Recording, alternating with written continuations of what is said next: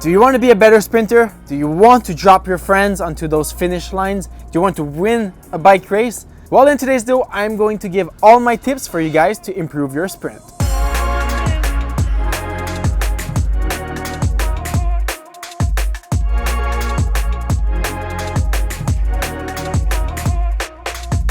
So in today's video, we're gonna go over all my tips for you guys to have a better sprint.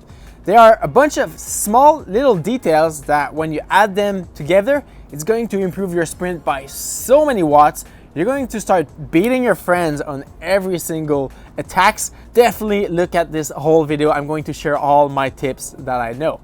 But disclaimer, I'm not a world tour sprinter. I'm not Peter Sagan or Mark Cavendish, but these guys don't make cycling YouTube videos. I feel like I'm a good enough of a sprinter to share all of these information with you guys. Tip number 1. So sprinting doesn't actually start when there's a sprint. You should think about your sprint at least a kilometers before, if not more.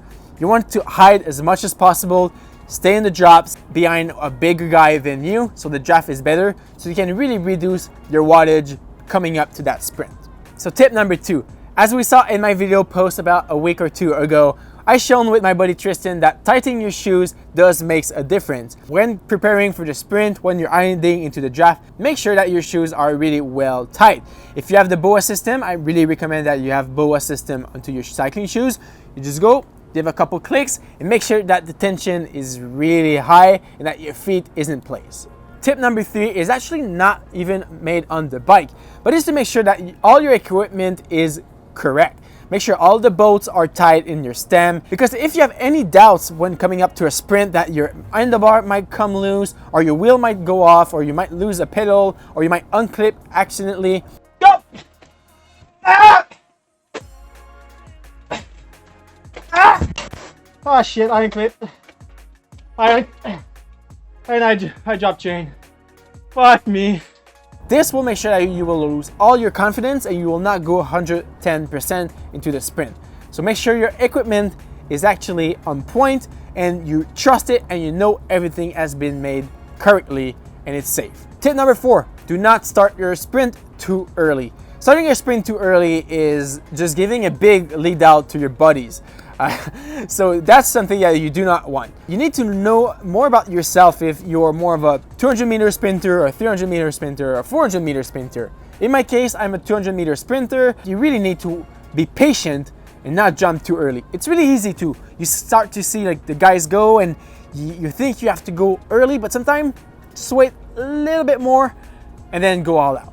Tip number 5 is actually do not start sprinting into the wheel of someone. So a good strategy that we see all the time into the World Tour is that you want some effect of surprise and you want to gain speed before you start passing the guy in front of you. So what you want to do is you start to leave a little bit more of a gap between you and the guy in front of you, maybe a bike length of gap, not more than that because you will be working more against the wind.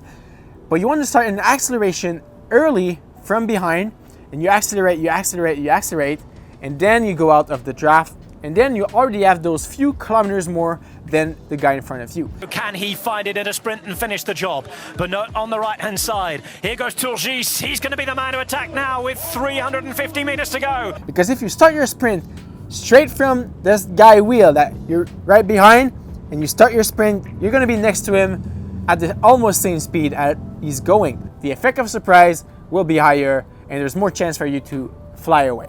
So tip number 6 is the effect of surprise. You don't want to be gearing up and start to go because the guy in front of you will hear the gears and he will ramp up at the same time. So you want maybe to be sure that either your drivetrain is silent, doesn't make too much noise shifting, and you really don't want to make too much noise with your mouth or to your rest of the body because then it will alert the whole peloton that you're going strong.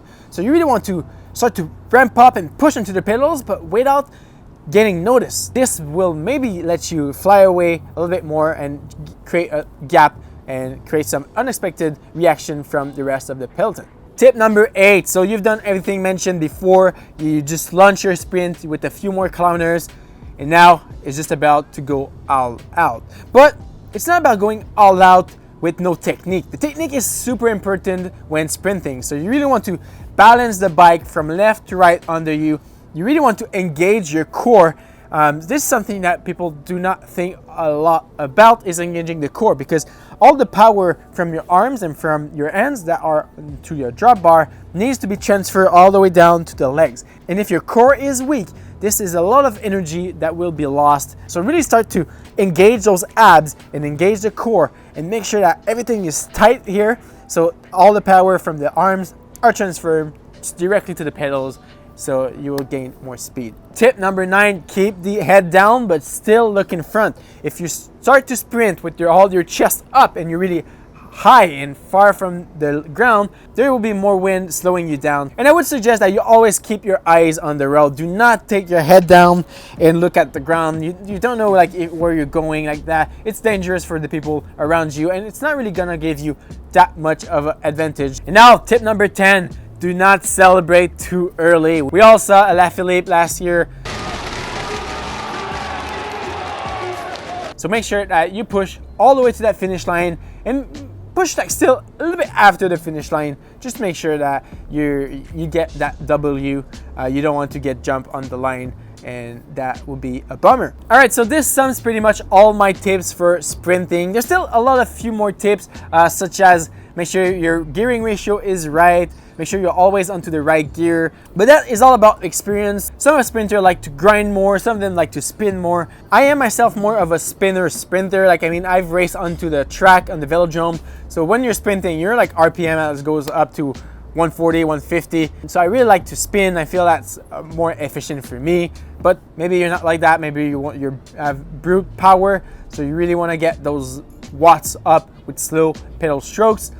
It's all up to you. It's all up to everyone to find the right technique. I really hope all the tips I shared today will help you beat your friends into the next group ride, into the sprint, or even win a bike race. So keep everything that I said in mind. Practice your sprint. You're not gonna get good at sprints if you don't practice them. It's all about getting used to it and being comfortable, and then develop the muscle fiber for them legs to push heavy watts. All right, that's it for today's video. If you enjoyed, please don't forget to leave a thumbs up. Subscribe if you aren't already. I have a lot more cycling content coming in the next few weeks that you don't want to miss out.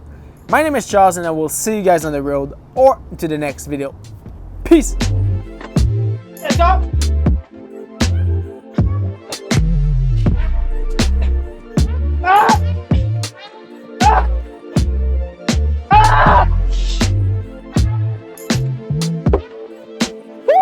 First place!